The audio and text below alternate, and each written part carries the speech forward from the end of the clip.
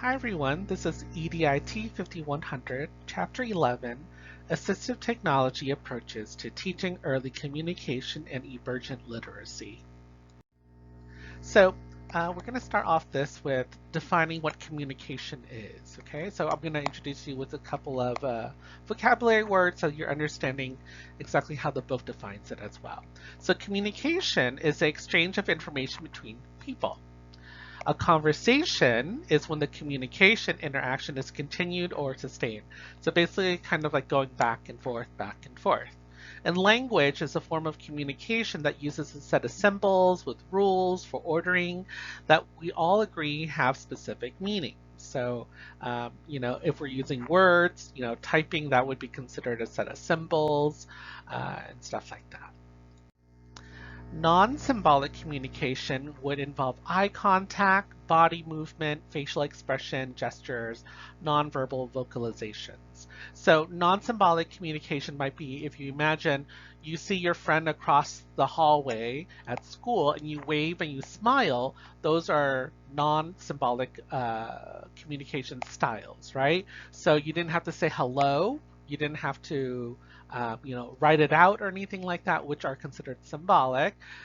These are non because they're just gestures, basically. Unintentional communication is the behavior that is merely suggested. For example, a baby's first smile, right? So that's unintentional. They just learned to smile or they decided to smile. And then this is shaped into intentional communication behaviors by the adults in the child's environment. So by saying, oh my gosh, the baby is smiling, you might smile or the adult might smile. So then suddenly smiling may eventually mean or become the meaning of smiling is happiness or something like that. Reciprocal interaction is when a baby responds to a familiar vocal cue and facial expression of their mother by gazing back into her eyes and smiling, cooing, or mimicking her facial expression. So this is the beginning of back and forth nature of communication. So again, interaction, reciprocal means basically going back and forth. So what factors promote communication and language development? So the book talks about having two factors. One is within a person or a child, which is influenced by the ability to see, hear, touch, smell, move, and solve problems. And obviously, when it comes to a child with a disability, some of those things might have a barrier to it or a challenge to it. And then the outside would be parents, siblings, and friends, or other people basically, being responsive to that child's communication and then interacting with that child back. And those are the two factors that go back and forth. And we're going to kind of examine this a little bit further as we go along in this lecture. So challenges to early communication development in students with disabilities. They cannot independently interact with people and objects in the environment due to a hearing, vision, or motor difficulties. They do not currently possess the cognitive abilities needed to be successful or to be fully symbolic, independent communicators. Like we said before, when you have, let's say, a cognitive disability, you might not be able to read, right? And that would be considered a symbolic way of doing it. Are not provided with multiple opportunities to engage in communicative, rich environments with a variety of competent partners. So what that basically means is, if you are not able to have an environment where people are reactive to you, then you're less likely to be able to communicate in a sophisticated way, like the reciprocal back and forth and stuff like that. Technology tools that support early communication development.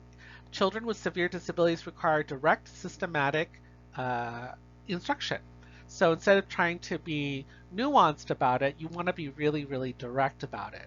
Okay, that means don't try to be conceptual. You have to really show things as is. Taught that their actions can influence the environment and their deliberate interactions can achieve desired ends, which is kind of like a cause and effect. If they do this thing, then they might get this reaction. That's what cause and effect is all about. Okay, so now let's actually go into cause and effect. One of the major assistive technology devices that is all about cause and effect are called switches or a switch. It enables students who have limited motor control to activate battery-operated toys and other equipment with a single movement. So it's kind of just like a really big button. Usually it could be small as well, but the big one is called the Big Mac, and it's a very well-known one. And all it is once you touch it once, it activates whatever it's connected to. Think about it like a switch of a light in your room, right? Switch it up or you press it once and then it turns on, you press it down and then it turns off. Okay, there are different types of switch controls, but the one that they're actively talking about is one where it's basically connected to, let's say, a Tickle Me Elmo. Let's say a typical child with good grasping abilities can grasp or squeeze Elmo, and Elmo will giggle or laugh, right? But for some children with disabilities, they might not be able to do that, and we still want them to be able to play because play is how you learn. So instead, we might connect it to a switch. So instead of squeezing, they just have to touch this button, and that will basically kind of tickle Elmo, and then Elmo will laugh. To be effective in teaching cause and effect, it is essential that switches be connected to toys and devices that the child finds entertaining. So another consideration is choice making. Children learn to make choices over time through multiple opportunities provided within a natural setting. So choice making is kind of like empowerment, okay? Once you let the child know that they can choose, then in the future, they know that they can still choose. They're not just going to sit there and accept whatever is given to them. So during break time, a child can choose which music they want to listen to, or let's say what kind of toys they would like to play with. And again, we're talking about empowerment, right? So if both toys have switches, they can choose which one of the two. But if only one has it or none of them have it, then they don't really have a choice, do they? Because they're kind of being forced to do whatever is around, as opposed to empowering them, and then that will hopefully help them learn to make decisions in the future. Another part of this is multiple or sequential step communication devices. So imagine the switch that we talked about, but maybe there's 4 of them or 3 of them, and it allows them to make a sequence of statements. So maybe if they click on button 1, it says, I have a secret. And then click 2 is, come closer and I will tell you. And then click 3, it says, it is Mrs. Jones's birthday today. So that allows them to experience a conversation rather than a simple one-turn communication episode. You know, like some buttons might say yes or no, but it's really kind of a short answer. It's not really a lot of conversation back and forth. It is just kind of the basic foundation, right? But to have a sequential set of buttons, then they can actually, you know, have a conversation without waiting, without having to, you know, type if, you know, they're typing something in. So it allows for a longer term conversation. And emergent literacy is a range of behaviors related to reading and writing that occur prior to conventional literacy. Conventional literacy actually just means being able to read and write, right? So this is before that, right? So turning the pages of a book, imagine a little young child when they're reading with their parents or an adult or whomever, you know, they might want to change the pages or turn the pages. So this would be considered part of emergent literacy.